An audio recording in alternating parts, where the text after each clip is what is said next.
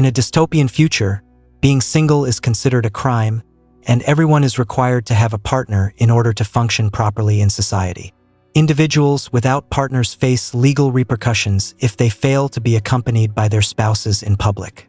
Those who have recently become single are sent to a hotel, where they are given 45 days to find a new partner.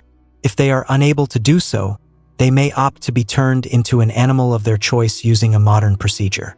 David, an architect, arrives at the hotel seeking a new companion after his wife left him for another man. He brings along his dog, Bob, who was once his brother but underwent transformation due to not finding love. To check in, David signs a form and is interviewed by a hotel employee. The dating rules require couples to share a defining trait.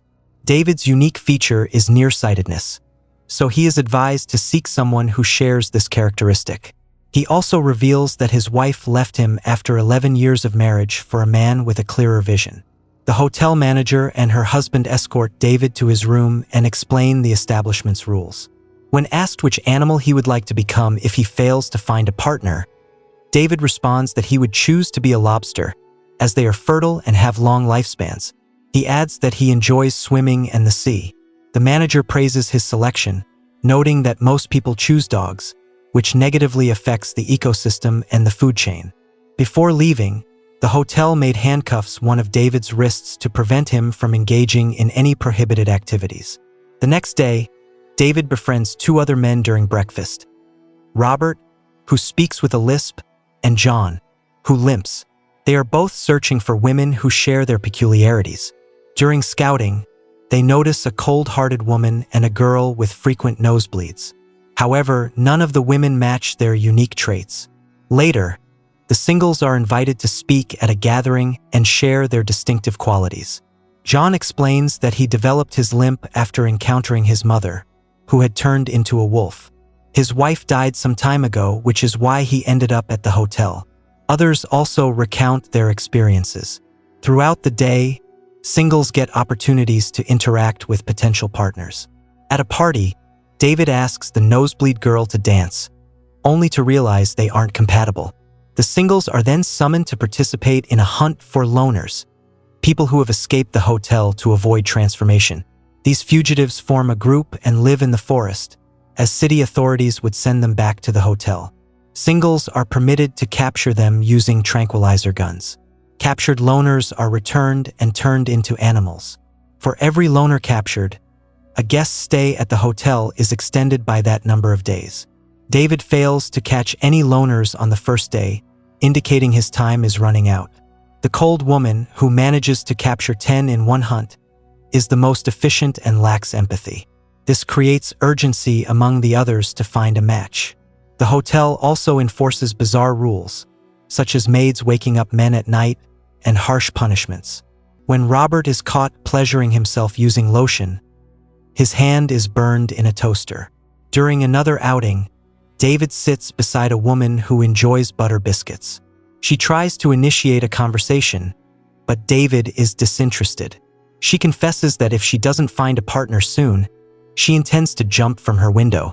Meanwhile, John approaches the nosebleed girl and lies about having similar nosebleed issues.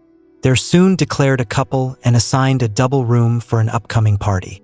Days later, the biscuit-loving woman jumps from her window, ending her life. The heartless girl observes her suffering but does nothing to help. David, with only a week left, pretends to be emotionless to attract the cold woman. She is drawn to him, as she desires someone equally devoid of feelings.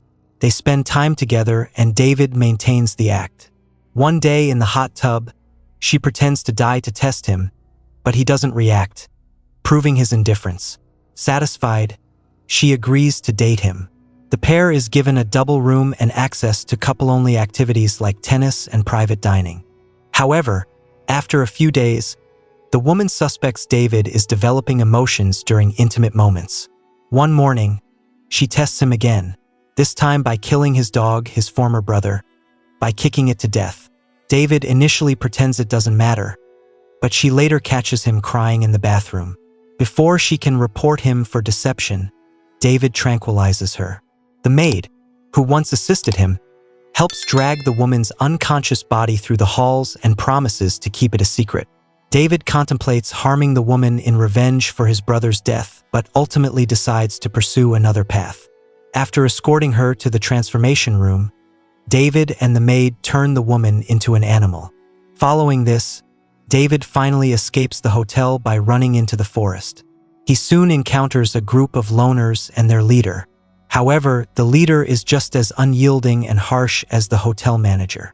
If any loners engage in romantic or intimate relationships, she punishes them severely.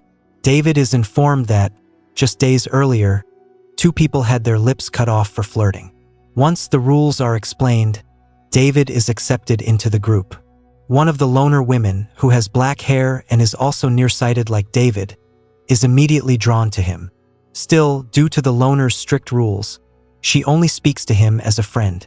That evening, while the hotel guests arrive for a hunt, Robert captures David. Despite David pleading with him, claiming to be his best friend, Robert insists on bringing him in, stating that he only has 2 days left at the hotel.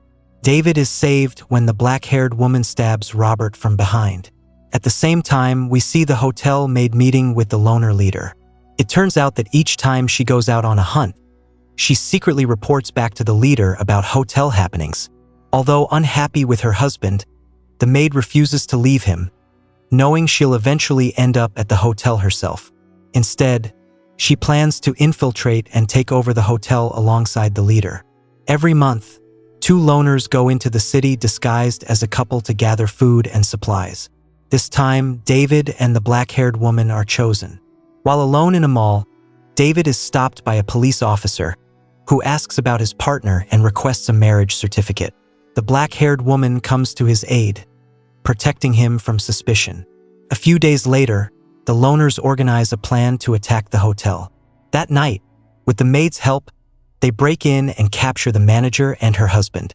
They hand the man a gun and tell him to shoot his wife if he wants to survive. Without hesitation, he fires, showing no affection toward her. But the gun is revealed to be unloaded. The purpose was to demonstrate the hollowness of their relationship.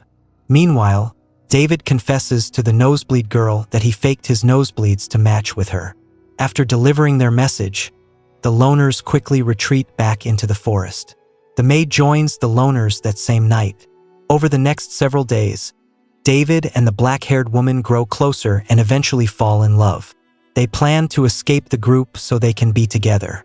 The woman keeps a journal where she records everything.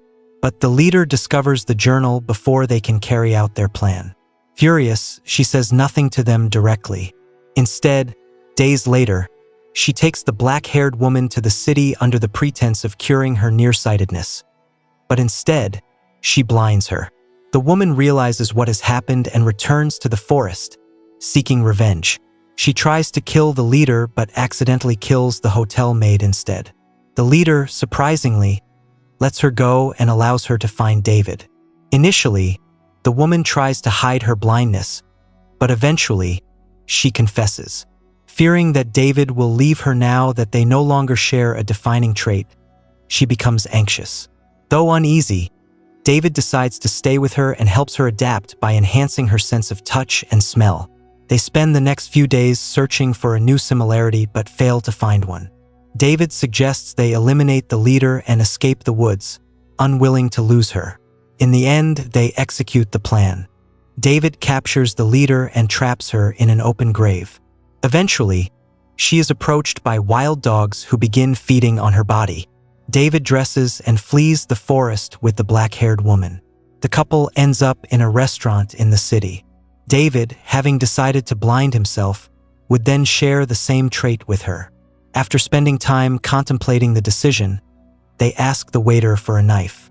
David walks to the restroom to blind himself, but as he looks into the mirror, he hesitates, unsure of what he's about to do. The Lobster presents a strikingly original and darkly satirical vision of a dystopian world in which human relationships are dictated by absurd rules and individuality is suppressed by rigid social structures. At its core, the film explores the existential human need for companionship and the societal pressure to conform to conventional romantic norms, often at the expense of authenticity and emotional truth. David's journey, from a man passively accepting the system's rules to one who ultimately rebels against both the oppressive order of the hotel and the equally dogmatic solitude of the loners, mirrors the internal struggle faced by many in modern society. He is caught between two extremes: a world that demands superficial compatibility and punishes those who are alone, and another that forbids intimacy altogether in the name of autonomy. Neither offers true freedom or connection. The film questions what it truly means to love someone. Is love based on shared characteristics, as the system promotes, or can it exist beyond these superficial similarities? David and the black-haired woman develop a real emotional bond, only to be tested when their defining trait, short-sightedness, is lost.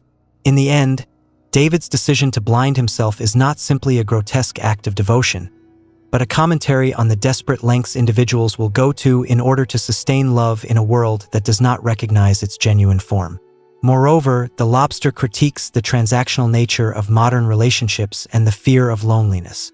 The hotel system rewards those who conform and punishes those who deviate, creating a false dichotomy between being coupled and being cast out, between transformation into an animal or acceptance into society.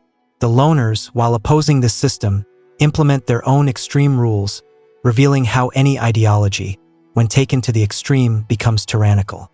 Yorgos Lanthimos' minimalist aesthetic, dark humor, and stark narrative choices strip away the romanticized veneer typically associated with love stories. Instead, he offers a raw, uncomfortable look at the vulnerability of love, the brutality of societal expectation, and the question of whether genuine human connection can survive in a world defined by rules and consequences. In the final scene, as David hesitates in front of the bathroom mirror, the audience is left in suspense. Will he go through with it? Or will he realize that love does not require sameness, but acceptance? The ambiguity underscores the film's central message. In a world that demands conformity, the bravest act of love may be to choose not to fit in.